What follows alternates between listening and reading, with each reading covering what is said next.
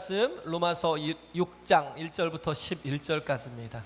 오늘 우리에게 주시는 생명의 말씀은 로마서 6장 1절부터 11절의 말씀입니다.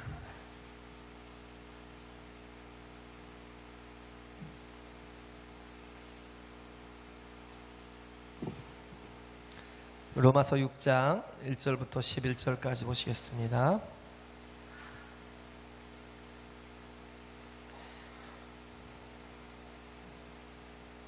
그런즉 우리가 무슨 말 하리요? 은혜를 더하게 하려고 죄에 거하겠느뇨?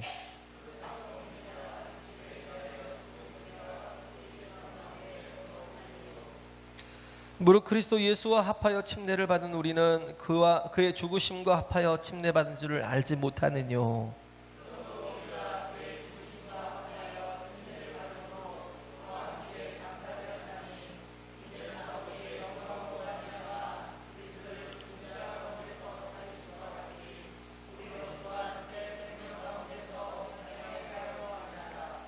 만일 우리가 그의 죽으심을 본받아 연합한 자가 되었으면 또한 그의 부활을 본받아 연합한 자가 되리라.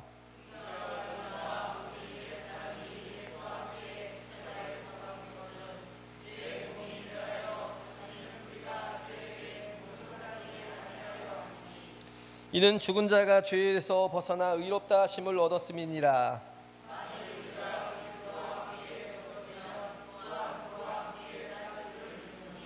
이는 그리스도께서 죽은 자 가운데서 사셨음에 다시 죽지 아니하시고 사망이 다시 그를 주장하지 못할 줄을 알미로라.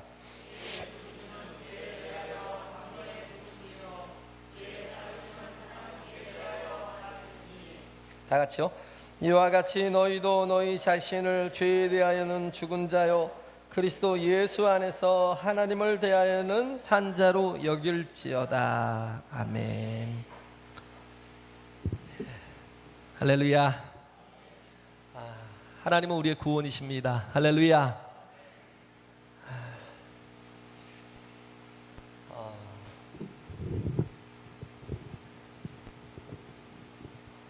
예전에 김익두 목사님이라는 분이 계셨죠.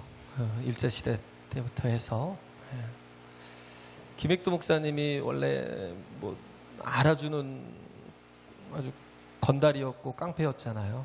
정말 뭐 둘째가 나면 새로울 정도로 그 평야인가요? 거기에서 그의 주목을 당할 자가 없었어요. 그래서 그를 만나면 맨날 도망 다니고 피해 다니고 혹시 눈이라도 마주칠까 봐 두려워하고 그렇게 살았는데 어느 날 갑자기 부고가 놀러온 거예요. 부고가 놀러왔는데 뭐냐면 평양의 건달 김익두가 죽다 그래가지고 부고장이 왔어요. 그래서 사람들이 아니 어떻게 김익두라는 사람이 죽을 수가 있지? 그를 이길 자가 누가 있다고 김익두라는 그런 인간이 죽을 수가 있어? 아무래도 의심이 가는 거예요. 혹시 뭐 저거 하다가 칼을 맞아 죽었나? 아니면 뭐 벽돌에 이렇게 가다가 이렇게 뒤통수를 맞아서 죽었나? 그렇게 의심을 하고 있는데 어느 날 보니까 김익두라는 사람이 시장에서 돌아다니면서 전도를 하는 거예요. 예수 믿으시라고. 예수에게 구원이 있습니다. 예수 믿으세요. 예수님께 정말 새롭게 변화될 수 있는 또 기회가 있습니다. 하면서 복음을 전하는 거예요. 아니 그 모습을 보다가 사람들이 기가 막힌 거죠. 분명히 부고장을 받았는데 여전히 살아서 저렇게 돌아다니니까. 그러니까 어떤 건달들이 또 숫자도 많으니까 호기에 구정물을 갖다가 그냥 김익두한테 확 갖다 끼얹어 버린 거야. 어디서 사기치냐고. 살아서 이렇게 잘 살아서 돌아다니는구만 어디서 죽었다고 부고장을 돌리냐고. 그러니까 김익두가라는 그런 사람이 하는 말이 내가 죽었기에 망정이지 내가 만약에 여전히 옛사람으로 살아있었다면 너는 오늘 내 손에 요절이 났을 거야 하는 거죠. 그 더러운 꾸정물을 맞고도 그가 태연하게 그들을 보낼 수 있었던 게 그가 변화되었다라는 거예요.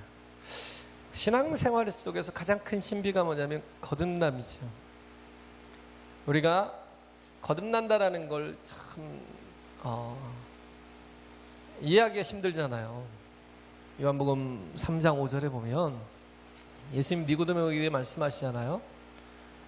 아무든지 물과 성령으로 거듭나지 아니하고는 하나님의 나라를 볼 자가 없어.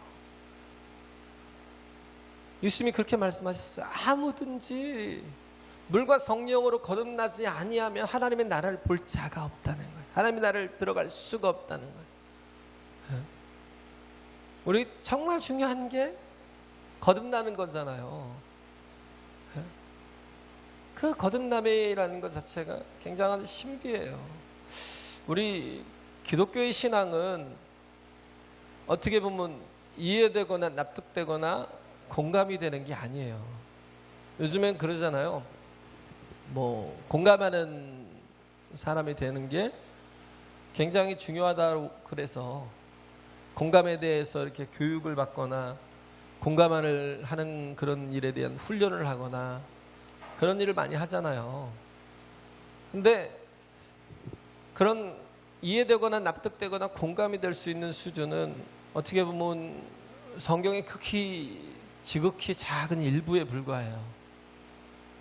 근데 우리가 마치 이렇게 공감이 됐다라고는 표현을 뭐라고 하냐면 은혜 받았습니다. 너무 합당한 말입니다. 너무 이해도 되고 납득도 되고 딱 공감이 됩니다.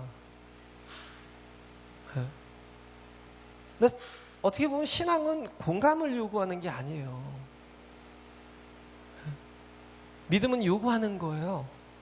뭘 요구해요? 이해도 납득도 공감이 되지 않아도 순종할 것을, 따를 것을. 복음 자체가 공감이 되지 않아요. 그래서 십자가의 도가 헬라인에게는, 지혜를 구하는 헬라인에게는 미련한 거예요. 또 뭐예요? 표적을 구하는 유대인들에게도 미련한 거예요. 그게 무슨 표적도 없는 것이. 만약에 지금 증거를 달라는 거죠. 그렇기 때문에 이해와 납득과 공감 속에 거의 이렇게 있는 수준은 어떤 수준이냐면 윤리나 실천의 수준. 윤리적인 면이나 도덕적인 면은 우리가 얼마든지 공감해요. 성경에도 그렇게 다 있으니까. 근데 그거는요, 윤리적이고 도덕적인 면을 우리가 맞아, 그럼 교회가 이래야지, 그러면서 뭐 사회에서 뭐 또 교회가 또 실천을 하고 뭔가 이렇게 정말 사람을 살리는 일을 하고 돕는 일을 하고 열심히 구제하고, 이런 거는, 이런 믿음을 갖는 거를 우리가 진정한 신앙이라고 생각해서 안 돼요. 이거는 뭐예요? 이런 사람은 불교에 가서도 잘 믿을 거예요. 이런 사람은 하나님 없어도 잘 살아요. 뭐 도덕적으로 온전하게. 자기 자신을 얼마든지 절제하고 어느 정도 살 수 있을 거예요. 근데 솔직히 신앙이라는 건 잘 공감이 되지 않아요. 복음이라는 것 자체가, 십자가의 도라는 것 자체가 미련하게 보이는 거라니까요. 굉장히 어리석어 보이는 건데, 그런데 여기에 뭐가 있어요? 하나님의 신비가 있어요. 여기 하나님의 놀라운 숨겨진 비밀이 있잖아요. 복음의 비밀이. 결국은 뭐야? 그게 십자가예요. 십자가를 통해서 뭐 했어요? 마귀를 멸하고 인간을 구원하고 하나님의 뜻을 성취해서 승리를 이루는. 아무도 그것을 승리라고 생각하지 못했어요. 아무도 하나님께서 그렇게 일하실 거라고 예상치 못했어요. 마귀도 예상치 못했어요. 그래서 예수께서 하시는 모든 일들을 방해했어요. 예수님께서 태어날 때부터 방해했잖아요. 예수님이 날 때부터 어떻게 했어요? 더 이상 방해 없게 하고. 그렇잖아요. 근데 뭐 마국간에서 나셨잖아요. 2살 이하로는 다 죽여버렸어요. 헤롯이. 그런데 이미 하나님께서 어떻게 했어요? 그를 베들레헴에서 나사렛으로 돌아가지 않고 바로 이렇게 예? 애굽으로 내려가게 하셔서 거기 잠깐 있다가 또 피하에 올라오게 하시고, 예수님이 공생애를 시작할 때도 마귀가 제일 먼저 찾아오잖아요. 그래서 방해하잖아요. 뭐하게? 넘어지게, 유혹해서 넘어뜨리려고. 예? 방해하잖아요. 그 십자가가 의미를 잘 몰라서 나중에는 어떻게 해요? 마귀가 저를 죽여야 되겠다라는 거예요. 죽여서 내 사망 권세 아래 완전히 끝장을 내야 되겠다라는 거야. 왜? 죽음이라는 건 영원한 실패거든요. 죽음이라는 거는 끝이에요. 최고의 실패가 죽음이에요. 그런데 하나님께서는 그 최고의 실패를 뭘로 바꾸셨어요? 하나님의 뜻을 이루는 것으로, 하나님의 놀라운 목적을 이루어 나간 그런 귀한 일에 아들 예수 그리스도를 기꺼이 죽는데 내어주셨어요. 우리가 물과 성령이 아니면 거듭날 수도 없고 하나님의 나라에 들어갈 수도 없고 우리가 하나님의 영광을 경험할 수 없지만, 하나님께서 우리를 물과 성령으로 거듭나게 하시려고, 우리를 이제는 영적인 사람이 되게 하시려고, 고린도후서 5장 17절에 있는 말씀처럼 이전 것은 다 지나가고 보라 새 것이 되었도다 하신 하나님의 정말 새로운 피조물이 되게 하시려고, 고린도전서 4장 16절에도 있는 것처럼 우리로 새 사람이 되어 행하게 하시려고 하나님께서 그 놀라운 십자가의 그 구속의 사역을 이루셨어요. 그리고 주님께서 말씀하신 게 뭐예요? 내가 십자가를 질 때에 너희의 죄가 박혔다라는 거예요. 내가 죽지 아니하고는 너희의 죄를 해결할 방법이 없다는 거예요. 그리고 내가 죽지 아니하고는 너희를 다시 살릴 방법이 없다는 거예요. 그래서 예수님은 어떻게 하셨어요? 끝까지 그 길을 가신 거예요. 그 십자가의 복음으로 우리를 구원하시고 구속하신 거예요. 이게 하나님의 지혜예요. 인간의 지혜가 굉장히 아주 이성적이고 아주 뛰어나다고 생각하지만, 그러나 인간의 지혜는 하나님의 지혜를 따라갈 수가 없어요. 우리의 생각 자체가 내가 이성적으로 이해되고 납득되고 공감이 되는 그런 부분 자체로는 우리가 하나님의 그 지혜를 온전히 파악하고 공감할 수가 없어요. 하나님은 어떻게 해요? 믿음이라는 건 뭐예요? 요구하는 거예요. 요구하셔요. 성경이 보면 그래요. 성경이 다 보면 뭐예요? 도대체 이해되지 않는 것들이 많이 나와요. 도대체 납득되지 않는 것들이 너무 많이 나와요.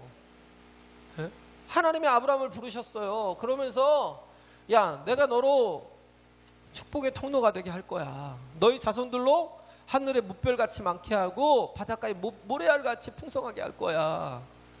셀 수 없게 할 거야. 너는 축복의 통로가 될 거야. 그러면서 하시는 말씀이, 너는 너희 고향 친척 아비집을 떠나 내가 지시한 땅으로 가래요.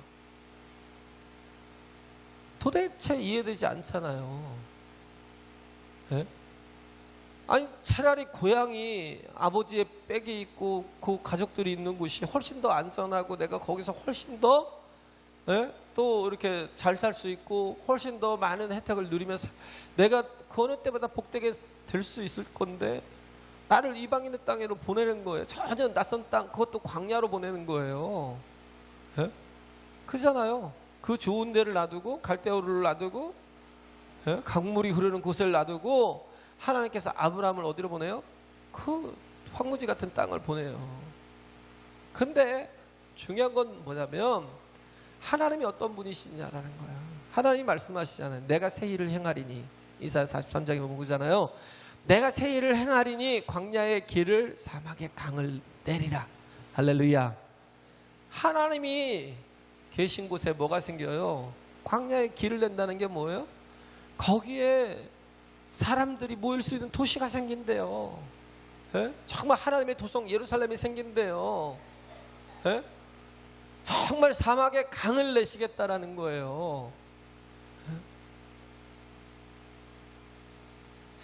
그 미국의 후보댐에 가면 저도 거기 가보고 정말 놀랐어요. 그 높은 곳에 어떻게 이렇게 댐을 여기다 지을 수 있었을까? 그거 완전히 광야잖아요. 사막이잖아요. 그런데 그 댐 하나를 만들기 위해서 수백 명이 죽었대요. 희생을 당했대요. 그래서 거기 희생한 사람들이 후보댐에 가면 희생한 사람들의 이름이 자자자작 적혀 있어요. 이들의 정말 희생으로 인해 헌신으로 인해서 지금 어떻게 됐어요? 광야에 라스베가스는 도시가 생겼고, 그잖아요. 또 샌디에고, 로스앤젤레스 또 올라가면서 좀 샌프란시스코 조금 낫죠. 그런 그쪽 샌디에고부터 오렌지 카운티에서 로스앤젤레스 카운티 이쪽까지 막 다 광야지대, 사막지대인데 여기에 물이 공급이 되는 거예요. 어마어마한 물이. 또 전기가 공급이 되고. 그래서 그 사막에서 광야에서요, 시간 되고 때 되면요 갑자기 스프링클러가 팍 올라와가지고 막 쫙 쏴버려요. 어느 때는 저 지나가다가 막 물벼락을 맞는 때가 있어요. 그렇게 더운 땅에서, 물이 귀한 땅에서, 물도 없을 것 같은 그런 땅에서 잔디며 나무며 얼마나 풍성한지, 거기에 사람이 기거할 수 있도록 살 수 있게 되는 배경이 뭐예요? 후보댐 때문에. 그잖아요. 그 사막 가운데 그 콜로라도 강에 그 강물을 끌어당겨서 거기서 전력을 만들고 거기서 물을 공급하더라고요. 사막이 사람이 풍성하게 살 수 있는, 끝이 없어요. 집이. 이거는요, 우리는 어느 정도 가다 보면 도시가 끝나잖아요. 미국은 LA는 또 그러려면 한 시간을 나가야 돼요. 끝이 없어요. 그냥 샌디에고에서 쭉 올라오다 보면 계속 집이요. 근데 막 계속 끝이 없는 거예요. 끝이. 도대체 여기는 도시와 이게 농촌의 구분이 없어. 아예 다 도시니까. 상상을 초월해요. 어마어마하다니까 직접 보면. 그런 모든 사람들이 그 사막에서, 그 광야에서 그런 은혜와 혜택을 누리며 살잖아요. 근데 하나님이 어떤 분이에요? 광야에 길을 내고 사막에 강을 내시는 분이에요. 할렐루야. 그분이 생수와 같은 분이에요. 그분이 함께 하실 때에 복이 되는 거예요. 복의 통로가 되는 거예요. 그 라스베가스라는 데가 뭐 도박만 하는 줄 아셔요? 모든 문화가 다 거기 있어요. 모든 이렇게 무역 박람회가 다 거기서 이루어져요. 전 세계가 거기서 다 모든 틀들이 막 돌아가요. 어마어마한 게 돌아가요. 그냥 뭐 생각할 때 뭐 광란의 도시 뭐 그렇진 않아요. 어마어마하게 많은 관광객들이 꽉 차 있는데 뭐 환락에 그러지는 않고요. 뭐 물론 이제 그 빠진코하고 뭐하고 그래서 저기 한 뭐 수입을 또 올리기도 하지만 그 외의 것들이 어마어마합니다. 그 사막 한가운데 도시가 생길 거라고 누가 예상하고 누가 상상을 하겠어요? 아브라함이 가니까 거기에 뭐가 생겨요? 하나님의 도성이. 할렐루야. 하나님의 도성이. 하나님이 일하시는 거예요. 우리는 아무것도 없잖아요. 근데 헌신하며 하나님이 요구하실 때 순종을 하며 나아가면 하나님이 일하셔요. 그렇잖아요. 보리떡 5개, 물고기 2마리, 아이가 먹을 만한 그런 아주 작은 양의 도시락. 그게 무슨 의미가 있겠어요? 장정만 5,000명이고 웬만하면 어린아이에서 또 여인들까지 다 따지면 만에서 15,000 혹은 2만까지도 갈 텐데, 그런 사람들이 보리떡 5개와 물고기 2마리로 무슨 배가 불러요? 장정 한 사람도 채울 수 없는 그런 양인데, 그런데 그 하나를 주께 가져오니까, 그잖아요. 내가 절망할 때에 절망할 필요가 없는 게 뭐냐면 하나님이 나와 함께 하시면 우리는 축복의 통로가 될 수 있다고요. 할렐루야. 그래서 믿음의 사람은요, 병들어도 상관없어요. 믿음의 사람은요, 약해도 상관없어요. 우리는 그러잖아요. 우리의 문제가 해결돼야 하나님의 일을 할 것 같고 순종할 것 같고, 우리의 이런 모든 게 다 풀려져야, 그래야 내가 정말 하나님 앞에 쓰임받을 것 같지만 절대 그렇지 않아요. 하나님을 신뢰하는, 내가 일해요? 아니요, 주가 일하십니다. 할렐루야. 하나님이 주인이셔요. 뭔가 그잖아요. 바울도 고린도후서 12장에 보면 뭐가 나와요? 자기 자신의 육신의 연약함, 사단의 가시가 있어서 자기를 너무 괴롭게 하고 힘들게 하고, 제가 생각하기에는 안질보다는 간질이 아닐까라는 생각이 들어요. 두 가지를 이렇게 추측을 하지만 너무 많이 두드러 맞아서, 너무 많은 고생을 해서, 너무 많은 핍박을 받아서 몸이 굉장히 이렇게 힘들지 않았을까. 그래서 그걸 좀 고쳐달라고 하나님 앞에 3번이나 기도했대요. 근데 하나님 뭐라고 그래요? 내 은혜가 내게 족하대요. 왜? 내가 약한 데서 온전해질 수 있다는 거예요. 왜? 그때 내가 일하니까. 할렐루야. 네가 멀쩡하고, 네가 능력 있고, 네가 잘생겼고, 네가 정말 돈도 있고, 네가 힘 있으면 네가 일한다고 할 거 아니냐. 누가 너를 통해서 하나님이 살아계셨다고 그걸 보고 인정할 거냐라는 거예요. 우리가 마치 그러면 인정할 거라고 생각을 하고 살잖아요. 그러나 그렇지 않아요. 하나님은 뭐예요? 내가 약해도 상관없어요. 할렐루야. 내가 가난해도 상관없어요. 내가 병들어도 상관없어요. 닉부이치치처럼, 이지선 자매처럼 정말 그렇게 약하고 그렇게 부족한 한 사람이 전 세계를 감동케 하잖아요. 얼마나 큰 일을 해요. 누가 일하시면 하나님이. 그래서 하나님이 주인 되심을 정말 바라고 믿고 따라가는 자에게 하나님이 그를 통해서 축복의 통로가 되게 하시는 거예요. 할렐루야. 그래야 내가 납득되고 이해되고 내가 공감이 돼야 내가 순종하는 게, 그거는 절대요 믿음이 아니에요. 그 사람은요 절대 온전할 수 없어요. 내가 하나님을 주인이라고 생각하지 않는 이상, 내가 하나님이 나의 주인이십니다라고 인정하지 않는 이상, 하나님의 많은 표적으로, 이적으로, 기사로, 기적으로 그냥 그에게 막 퍼부어준다 해도 그가 믿음이 생기지 않아요. 절대. 네버. 이스라엘 백성들이 얼마나 많은 이적을 경험했어요. 얼마나 많은 표적을 경험했어요. 얼마나 많은 기적을 경험했어요. 바로가 무릎을 꿇었다니까요. 바로가 그 수장당했잖아요. 그 홍해에서. 그들은 건넜는데 수장당했어요. 광야에 뭐가 있어요?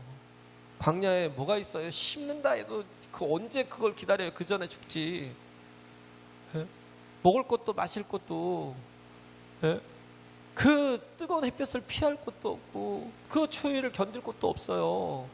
근데 하나님께서 어떻게 하셨어요? 구름 기둥과 불 기둥으로 그들을 정말 그 모든 그 기후적인 모든 것들을 하나님께 커버해 주시고, 만나와 메추라기로 그들을 먹이시고, 바위를 쳐서 그들로 마시우게 하셨는데, 그들은 어떻게 했어요? 그 놀라운 이적을, 기사와 표적을 경험하고도 계속 하나님을 원망했어요. 우리는 그러잖아요. 하나님께서 나를 좀 도와주시면, 내가 이런 정말 놀라운 은혜를 경험하게 해주시면, 하나님 내가 그때 순종하겠습니다. 천만에 만만의 콩떡입니다. 절대 그럴 리가 없어요. 납득되지 않아도, 이해되지 않아도 하나님의 말씀이 그러하다 하면 순종하는 거예요. 할렐루야. 순종할 때에 역사가 일어납니다. 도약이 있어요. 믿음의 도약이. 순종할 때에 믿음의 도약이 있어요. 하나님을 내 이성 안에 가둬두지 마시고 하나님을 계산하지 마세요. 이러면 하나님 도와주실 거라고요? 네?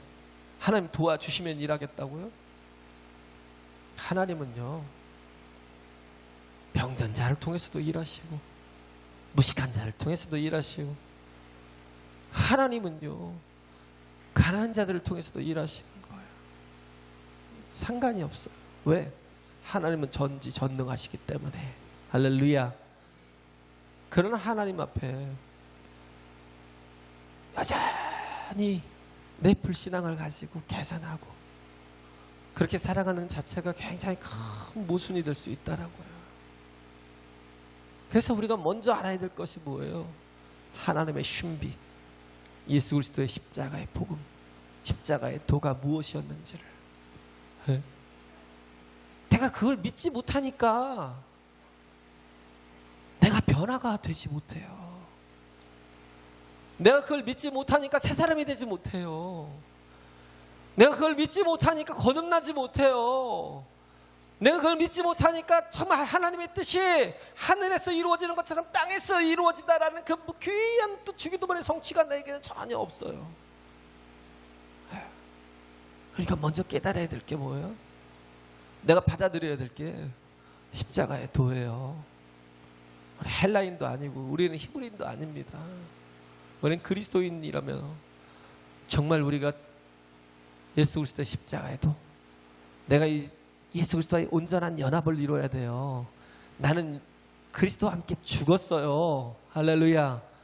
나는 이미 그리스도와 함께 죽었다라는 것, 내 옛사람 죽었다라는 것, 내 육체의 소욕을 따라서 살아가는 모든 것들, 육신의 정욕과 안목의 정욕과 이 생의 자랑을 쫓아가는 그 모든 것들이 다 죽었다라고 인정하지 않으면 우리는 변화되지 않아요. 먼저 어떻게 해요? 철저하게 내 죄가 다 드러나야 돼요. 하나님 앞에 내가 거듭나기 위해서 물과 성령으로 거듭나지 못하는 사람이잖아요. 거듭나기 위해서는 우리가 해야 될 게 뭐냐면 내가 가지고 있는 이 모든 것들이 죄가 죄로 여겨져야 돼요. 하나님 앞에 순종하지 못하는 자체가 죄이라는 걸 죄로 여기지 못하는데 무슨 회개가 돼요? 제가 얘기했잖아요. 하나님이 우리에게 십자가에 그 도를 주신 건 뭐예요? 그 예수께서 십자가를 통해서 이루신 일이 뭐예요? 죄로부터 완벽한 분리. 정말 하나 되었고 한 통속이 되었잖아요. 아담과 하와가 마귀와 한 통속이 되었는데 이제는 네가 저 여인과 원수가 될 거라는 거예요. 하나님이 뭐예요? 분리시키겠다라는 거예요. 너는 죄로 인해서 멸망하고 죄로 인해서 망하고 죄로 인해서 지옥에 가겠지만 그러나 내가 저 여인의 자손들은 내가 살리겠다라는 거예요. 죄로부터의 분리. 하나님이 우리에게 이 크신 은혜를 주셨으면 먼저 내가 죄에 대해서 철저하게 회개하는 게 있어야 돼요. 이 십자가의 도 앞에서 우리가 변화가 있어야 되는데 같은 거지만 진흙은 햇볕 앞에서 딱딱하게 굳어져요. 그잖아요. 똑같은 환경이지만 진흙은요, 그 뻘 같은 건 햇볕 앞에서 딱딱하게 굳어지는데 그렇게 딱딱한 얼음은 그 햇볕 앞에서 서서히 녹아요. 똑같은 거지만 우리가 십자가의 도 앞에 섰지만 우리는 그 십자가의 도 앞에서 진흙처럼 딱딱하게 굳어진 사람처럼 그렇게 돼 있어요. 녹아져야 되는데 그래서 그 십자가의 도 앞에 예수께서 나를 위해서 그 거룩하고 흠없으신 그분이 어떻게 해요? 그 보혈을 흘려 나 대신 죽으시고 그 보혈을 흘려 어떻게 하셨어요? 나의 죄를 씻기기를 원하시는데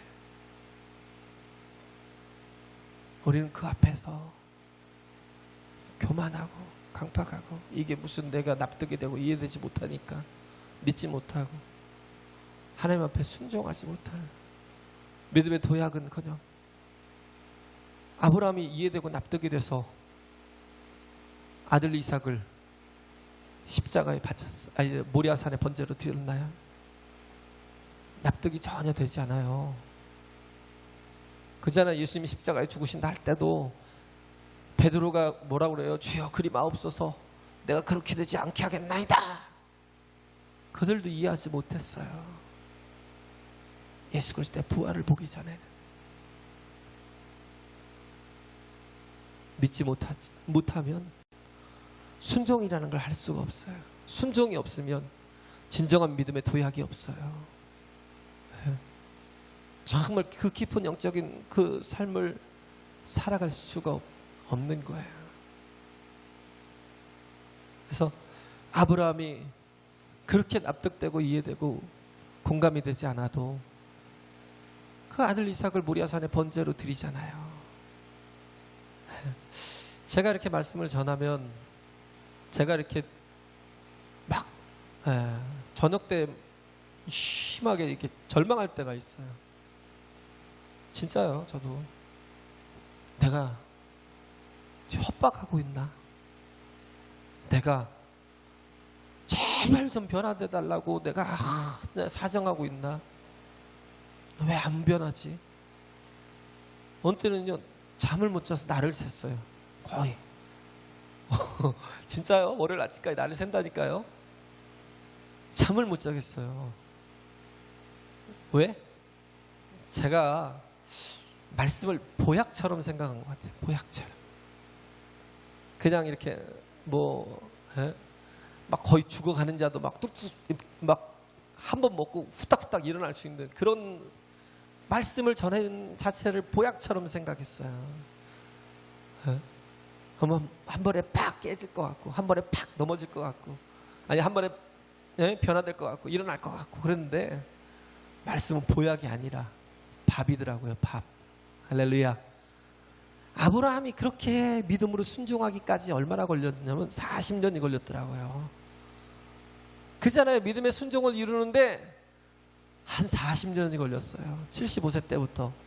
그러면서 많은 시행착오도 있었고요. 그러면서도 작은 믿음에 순종을 했어요. 그러면서 이해, 납득, 공감 안 돼도 돼. 왜? 하나님은 신실하신 아버지야. 그걸 느낀 거야. 그렇게 오기가 40년이 걸렸어요. 모세도 그랬어요. 40년 동안 그 애굽의 문화를 다 가지고 있고 그 권력을 다 가지고 있었잖아요. 쉽게 보면 나오잖아요. 그 율브린너가 그 바로로 나오고 그 모세가 바로의 공주가 그러잖아요. 율브린너가 바로로 나온 게 아니라 또 다른 왕자죠. 그래서 이제 바로로 올라가야 되는데 그런데 꽃이잖아요. 야, 유혹하는 거야. 야, 너 나 사랑하지? 네가 제일 원하는 게 이스라엘 백성들을 저 노예된 삶에서 벗어나게 하는 거잖아. 방법이 있어. 네가 왕이 되면 되잖아. 너는 합법적으로 왕이 될 권리가 있잖아. 쟤만 제거하면 네가 왕이 될 수 있잖아.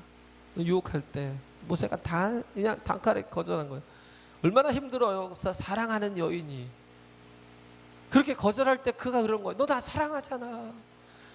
나를 저 사람한테 보내고 싶어. 나 사랑하잖아. 제발 받아들여. 막 이러면서 사정할 때 거기에 빠지지 않았어요. 그런데도 불구하고 자기의 힘으로 이스라엘 백성을 구하려다가 살인자만 되고 도망간 거예요. 그는 이거 애굽의 학문을 다 가진 사람이었고 권력을 다 가진 사람이었지만 그러나 그럼에도 불구하고 하나님은 그걸 통해서 일하시지 않아요. 그래서 광야에서 40년 동안 아무것도 없게 이드로라는 장인의 그 양을 치면서 목자가 아닌 목동 생활을 그렇게 했어요. 40년 동안 나이 80 될 때까지. 그동안이 한 40년 흘러가더라고요. 그러고 나서 하나님 보낼 때 순종하며 가잖아요. 이스라엘 백성들도 그러잖아요. 그렇게 많은 이적과 기사와 표적을 경험했지만 그러나 그들이 하나님 앞에 원망하고 그들 가데스바네 앞에서 정말 그들에게 그렇게 정말 통곡할 때 하나님이 기가 막혀서 너희들은 정말 광야에서 다 죽을 거야. 그리고 너희 후손이 들어갈 거야. 그러면서 후손을 양육하잖아요. 말씀으로 양육하고 그러면서 그들이 광야의 그 훈련을 통해서 또 어떻게 해요? 그 다음에 훈련되어지니까 하나님이 약속하신 땅을 차지하게 들어가는데 하나님이 요구하시는 걸 어떻게 요구하시든 다 그대로 순종하잖아요. 이해되지 않아도요, 납득되지 않아도 자기 방법대로, 자기의 논리를 따지지 않아요. 그러면서 순종하면서 나가는 거예요. 우리도 마찬가지예요. 밥인 것 같아요. 약이 아니라 한 방에 팍 고치면 좋겠지만, 그러나 정말 하나님께서 만나를 주신 같이 우리에게 말씀을 계속 주시는 건 왜? 언젠가는 순종할 때가 올 거라는 거예요. 할렐루야. 전 믿어요, 하나님의 선하심을. 갈수록 더 막 악화되는 것 같지만, 그러나 그 절망의 끝이 어느 때요? 하나님이 일하실 때. 할렐루야. 제가 장난하는 것 같죠? 제가 거짓말하는 것 같죠? 아니, 저는 그래서 더 요즘에 더 평안해요. 더 좋아요. 그래. 언제까지 정말 이렇게 되고, 그러다 보면 순종하는 사람, 믿음의 사람들은 자꾸 이렇게 또 보여요. 또 그 속에서 견고하게 순종해 가요. 그러다 보면 그 믿음들이 자라서 아브라함처럼 순종할 수 있게 되는 거예요. 우리가 예수 그리스도로 인해서 정말 그 복음이 믿어지지 않고 납득되지 않지만, 그러나 어느 순간에 하나님께서 성령을 통해서 역사하실 때가 있잖아요. 우리 모든 죄가 다 드러나고 낱낱이 다 드러나고 보일 때가 있어요. 지렁이가 날씨가 궂은 날에는 막 밖으로 막 돌아다녀요. 땅속에 있던 지렁이가. 그러다 햇볕이 쨍 하고 쬐면요, 땅속으로 들어가지 못하고 빌빌대다가 말라 죽어요. 우리가 하나님의 말씀 앞에 먼저 내가 거듭나기 위해서 해야 될 일이 뭐냐면, 내 죄가 다 드러나야 돼요. 할렐루야. 다 드러나야 돼요. 죄가 죄로 여겨져야 되고, 내 불순종이 불순종임을 내가 알아야 되고, 내 불신앙이 불신앙임을 막 크게 느껴지고 깨닫게 될 때, 그때 성령이 내 안에 들어오셔서 비추어 주시면 내 죄가 견딜 수 없어요. 더 이상 나와 함께 할 수 없어요. 그때 뭐예요? 그리스도의 보배로운 피로 내가 정말 온전히 죄에서 해방되고 자유케 되는 거예요. 온전히 분리가 일어나요. 그래서 그리스도 예수의 안에서, 예수 안에 있는 생명의 성령의 법이 죄와 사망의 법에서 너를 자유케 하고 해방케 한다는. 그래서 바울이 정말 이 사망의 몸에서 누가 나를 건져내라고 통곡했던 바울이었지만, 그럼에도 불구하고요, 정말 바로 그 뒷장에, 로마서 8장의 하반절에 보면, 그런즉 하나님이 나를 위하시면 누가 나를 대적하리요?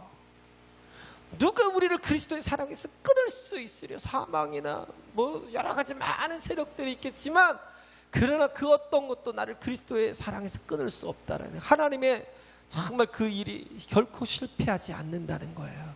할렐루야. 내게 이런 믿음이 있어야 돼요.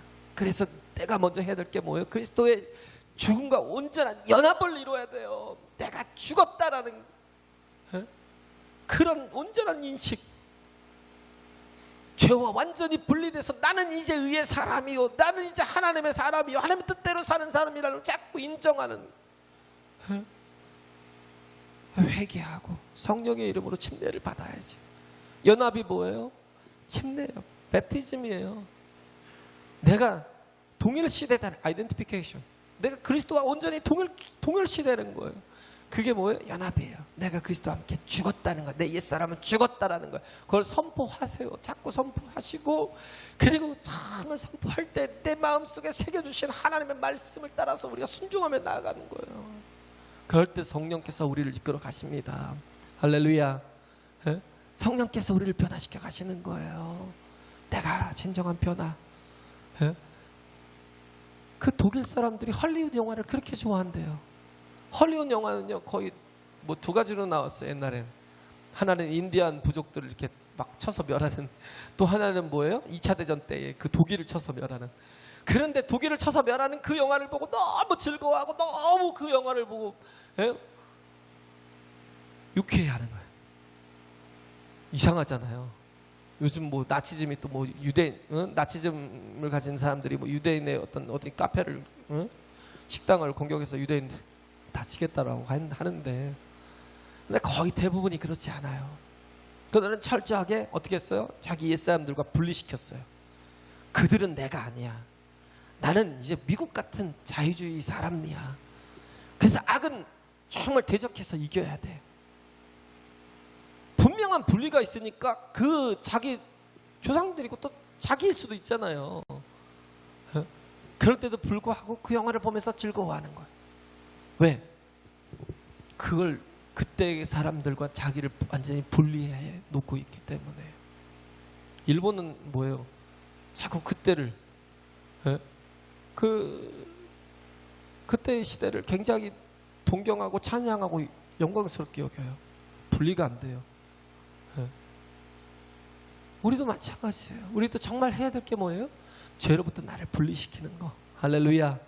그것이 뭐예요? 믿음이에요. 믿음이 없이는 안 돼요. 내가 그리스도와 함께 십자가에 못 박혔다라는 걸, 그래서 나는 이제 새 사람이 되었다라는 걸 믿고 인정할 때 거기에서 사는 길이 있어요. 하나님은 살리시는 분입니다. 할렐루야. 내가 온전한 연합을 온전히 이룰 때, 그래서 나를 정말 내가 그리스도와 함께 십자가 죽은 자로 여기고 또 사흘만 다시 부활한 자로 여기고, 그렇게 정말 이제는 내가 죄의 도구가 아닌 하나님의 도구가 되어야 될 그런 존재로 여기고 살아가는 그런 진정한 거듭난 하나님의 자녀들이 되시길, 정말 믿음으로 변화되시길 간절히 바랍니다.